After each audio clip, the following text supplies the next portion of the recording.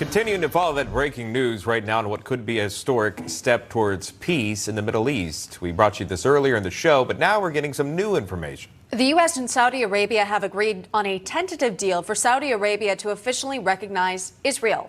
Newsmax correspondent Daniel Cohen live in Tel Aviv with details. Daniel.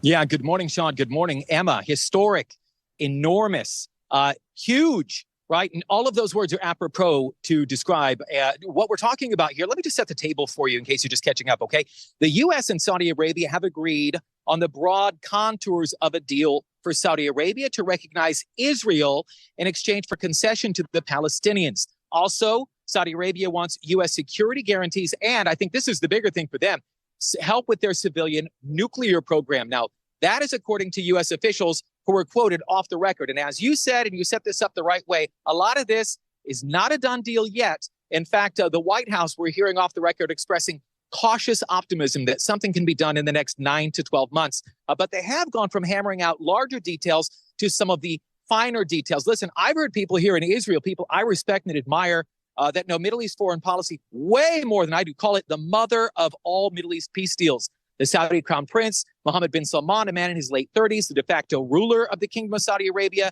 He's been meeting in Jeddah for the last few weeks, in fact, months, with Jake Sullivan, President Biden's national security advisor, trying to get these talks moving. So now we're hearing they're talking specifics. So the significant concession from Israel would be help promoting the creation of a Palestinian state. That's what they're saying. I have to tell you, I am not hearing that at all here in Israel. In return, the United States would be pressing Saudi Arabia to impose limits on its growing relationship with China.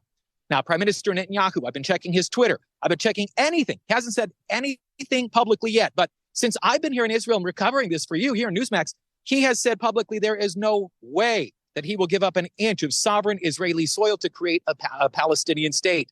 He has said he's willing to make moderate or light concessions. What does that mean? I don't know, but that's antithetical to the ultra-Orthodox that serve in the Knesset right now, ministers to Bibi's right, who say openly that they don't want to create a Palestinian state. They want to take land back from the Palestinians, including the Temple Mount. So this is very big news. We're still waiting to see specific details, but if there's a deal in principle between the United States brokering, obviously this is huge. And on the heels of the Abraham Accords, probably the highest accomplishment of President Trump, because it brought peace between Israel, Bahrain, the UAE, Morocco, and Sudan. Some people said if President Trump would have won a second term, or if he was still president, that this Saudi deal would have already been done.